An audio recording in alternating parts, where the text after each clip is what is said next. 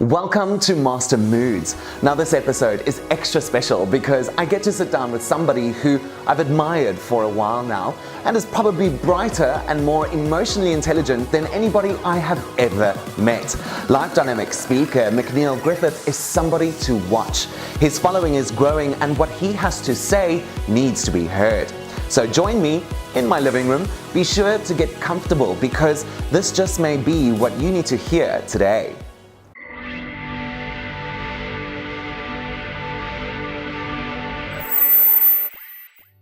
Realizing at a young age that he was more than what he thought he was, and giving back to the world after relishing in all its beauty was what brought McNiel to where he is today, the world's first life dynamic speaker. His journey started in his home of St. Lucia in the Caribbean, where curiosity from overpassing aircraft, taking off and landing sparked a fire inside to experience the world for its rich culture, diversity, religions, and lifestyles. He vibrated towards fulfilling this desire to meet people and enrich them with a very special tool, reminding them of how powerful their truth really is. His first adventure as a regional flight attendant, hopping to all the neighboring islands in the Caribbean, only fueled a fire that was already strong enough no one could extinguish. His thirst for more, to learn, to experience, and to lift others up through his ability and discipline to zone in on his craft brought him to his next venture, a shopping consultant aboard luxury cruise liners where he was responsible for marketing high-end jewelry, watches, and other luxury items. He was exposed to what would set his course in the direction of what he didn't even know he needed to do, seminars and one-on-one consultations, and this proved to enhance his skills as a speaker and brand ambassador. He taught himself how to listen, a skill not many have, and to research deeper into what and how various people think. Although he traveled to every corner of the world on the cruise liners, his thirst for flying was not yet over. He became an international flight attendant, and with his love for travel coupled with his free time, on a level that is gaining a following, gives him the ability to reach people that didn't know they needed to meet him until of course they do. He inspires daily and focuses on the whole human experience.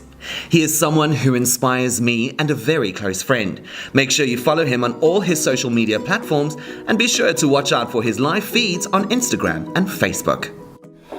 McNiel, thank you so much for being here. It is such a pleasure to have you here. I've been excited for such a long time to get you to sit down on the couch. Now, everybody watching has sort of learned a little bit about you already, so we're going to jump straight into the questions. Now, when did you realize your purpose in life? When did I realize my purpose? Well, I think from a very early age, I always was aware that there's something bigger than myself. I felt as if I'm more than this skinny body.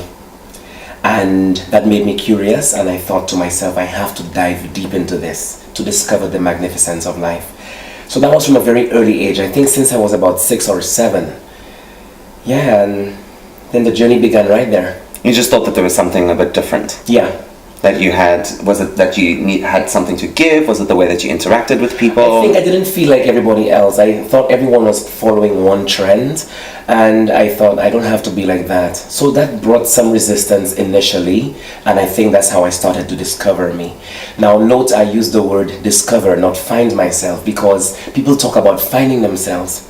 And I think life is too big to find anything. You keep discovering. It's an eternal flow. So as long as you're here, you'll keep discovering something. And I'm very young, but I've discovered a lot so far. I think people turn discovering into a destination, or finding yourself as a destination. Okay, so once I find myself, everything's going to be fine. And when people do find themselves, but realize that they still have so much more to learn, I think that's what throws a lot of people off. Throws them off, yeah, because they get into a fear state. You see, they get stale, and I think it's human nature to want to hold on to something and to get into perfection. But I think perfection means allowing. You need to allow things to flow through. I think the nature of a human being, the nature of life itself is continuous expansion. So if you want to continue, I love that continuous expansion. That's it. So if you reach a place, you said, okay, I've arrived. That expansion keeps happening inside you. Now you're going against the flow of that, and that's what causes the pain that most people actually experience. Absolutely. Yeah. When did you decide that you no longer wanted to be limited? I just couldn't accept the common thing. I just couldn't settle for less. I thought there's more to discover. Everybody was thinking one way at school in particular, like you're being taught something. Now I'm not undervaluing education, but everybody was following the script and thought they have to ascribe to this and they have to become that, and I thought there was a pressure. Everybody has to become something. And I thought, why do I have to follow this trend? Like, I don't have to. In my mind, I always had different thoughts, and I thought if I shared them with people, like it looked like I was being a little old. People used to tell me you're like an old man. I'm like, I was just a thinker. That's it.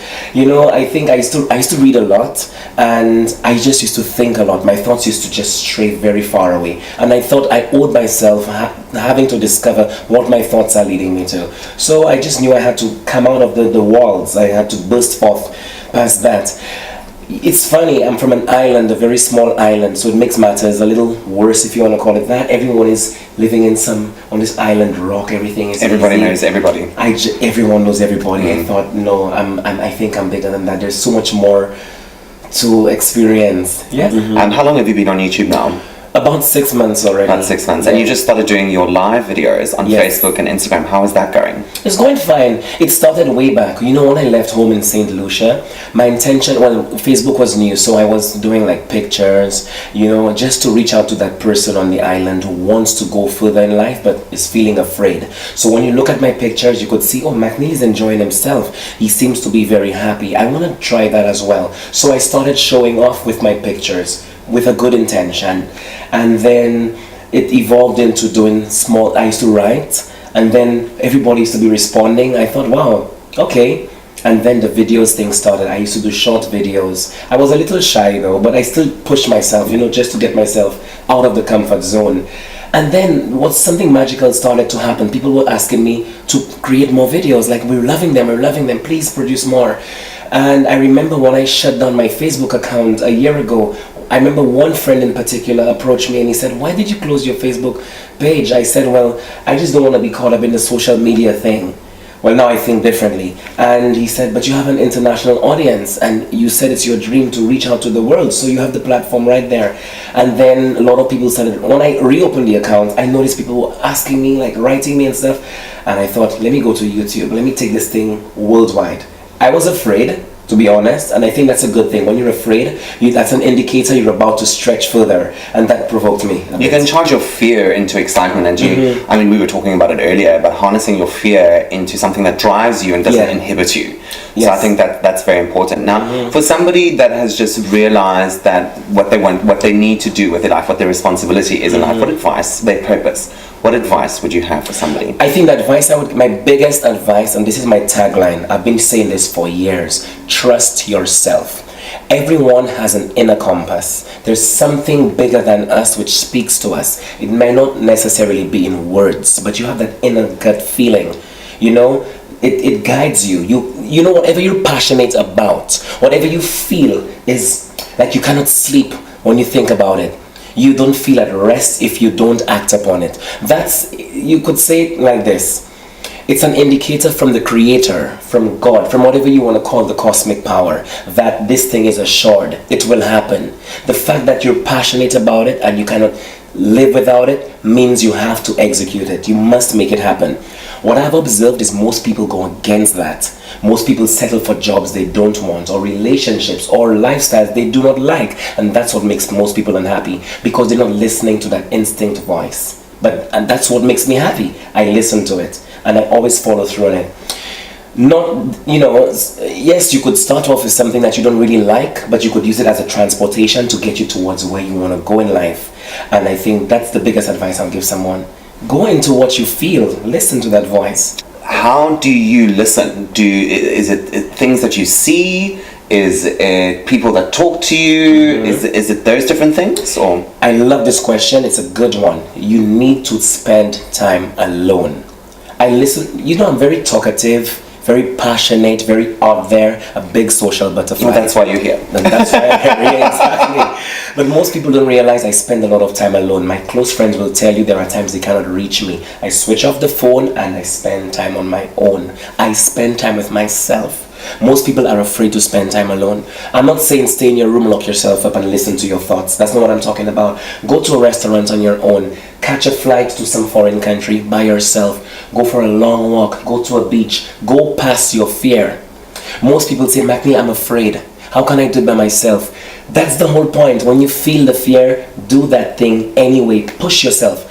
There's a part of you, like, again, words can't explain it, but there's a part of you which is bigger than yourself, which I always felt. It speaks to you. It's not words. You know, I could sometimes, okay, layman's term, I could say to you, oh, the voice told me. It's not a voice talking to you. It's just that gut feeling. And everybody has it. But you know what I've done? I've visited hospitals and stuff, and even prisons, and I talk to people. And then, especially the older people in hospitals, they'll tell you, you know what? If only I'd listened to myself. Why do they say that? There's that inner voice that's talking to you. And I'm sure you experience that sometimes. Absolutely. You know, you want to make a choice, something tells you go this way, but you go that way. And then you say, if only I listened to myself. That's the voice. Now, to add to what you're saying, there are times it appears as someone talking to you. Someone might say something to you and you'll be like, whoa, that's a confirmation of what I felt. Or you might read it in a book, or you might see it on an advertisement. It might show up on a sign. There are signs everywhere. Look, we live in a huge cosmic universe, and it's not some theory I'm coming up with. It's just there. You just need to pay attention to it. We live in a large cosmic field, and it's so big you cannot contain it, but it responds to you based on how you perceive it. It's there. You just have to look for it. I think when it comes to listening, yeah. In today's day and age, we're so busy. Our minds are going 100 miles an hour in 6 different directions because you're thinking, okay, I've got to do this, I've got this responsibility, I've got to go to work, I've got to do this. And sometimes the signs that people look for are what they've conditioned their mind to look for. So the sign that they see is the sign that they want to see. But until you're quiet with yourself and you've created that space in your mind, then that actual sign that you're supposed to see and is meant for you comes through. That's the thing, people suffocate that voice. The sign is there. We all have a conscience, if you want to call it that. It's just a name, right? You know, there's always that signal. You know, it's like an aeroplane flying or a car, you're driving it. There's that signal that's indicating something is off. I'm trying to get your attention. We smother that voice. We choke that voice. And we are aware of it.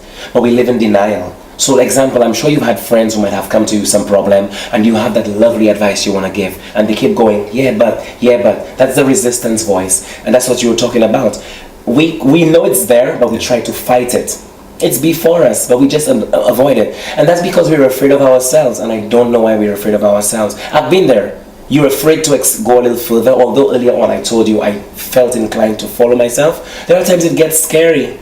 But then that's the whole thrill. You have to go into the ride. You have to jump in. And that's when the magic will happen. And it's not even magic. It's just life happening, that it becomes magic for our finite minds. You understand? So I think people have to learn to listen to their inner voice. And that inner voice, again, let's establish, it's not a sound, it's just a feeling. It's just that energy that you feel within yourself, and I know you follow it. Oh, absolutely. For sure. I think one thing why people suffocate it so much, and again, it was something that we were talking about earlier, is when it affects your ego status or identity, that's when the resistance comes in. Yes. So people can differentiate or separate that. I think that's a big I like what you said there. That's the thing, the ego and the separation. Now, most people try to go to extremes. As human beings, we try to achieve perfection too much that we go extreme.